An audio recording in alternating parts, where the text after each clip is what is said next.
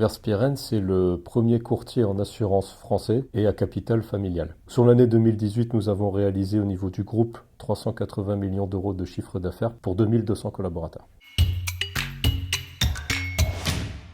Nous avons besoin de mieux maîtriser nos budgets, et notamment nos budgets de frais de personnel et de masse salariale, et puis aussi avoir une meilleure visibilité sur nos effectifs commerciaux. Pour ce faire, nous devions gagner en efficacité et en précision dans la construction de nos budgets et de nos forecasts.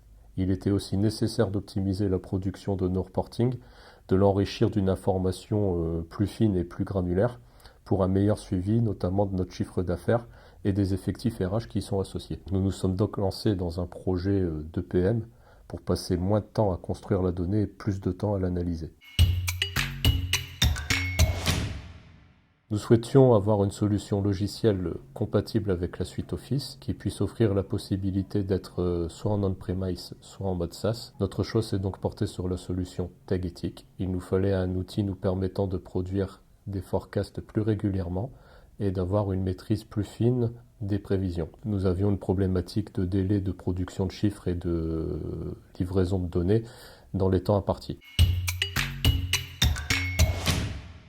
Nous avions retenu CLI d'une part pour sa connaissance, on va dire, très pragmatique du périmètre RH, sa capacité aussi à proposer une modélisation préparamétrée pour gagner en temps et en efficacité dans la livraison du projet. Nous avions tout de suite eu un très bon feeling avec les équipes projet de CLI Performance et on avait tout de suite senti leur envie de nous aider pour répondre à notre problématique. Ils avaient l'atout d'être proches géographiquement puisque présents sur la métropole lilloise tout comme nous.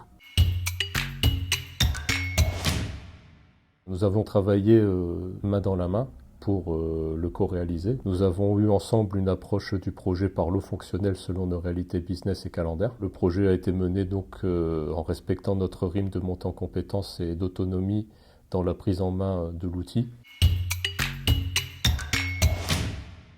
Le retour d'expérience qu'on peut faire, c'est que c'est un projet qui nous a permis d'automatiser la production de nos reportings et l'intégration de certaines fonctionnalités nativement embarquées, notamment la possibilité de réaliser des tableaux de bord en mode web. Ça a été une opportunité pour nous de structurer nos process, ainsi que la production et le stockage de nos data à travers une réorganisation en interne de nos référentiels et notamment de nos référentiels RH. Aujourd'hui, nous disposons donc d'un outil qui est précieux, soit dans la prise de décision pour la direction générale, ou soit aussi pour, on va dire, traiter des problématiques managériales un peu plus transverses, notamment sur l'évolution des rémunérations des équipes commerciales, la politique de recrutement.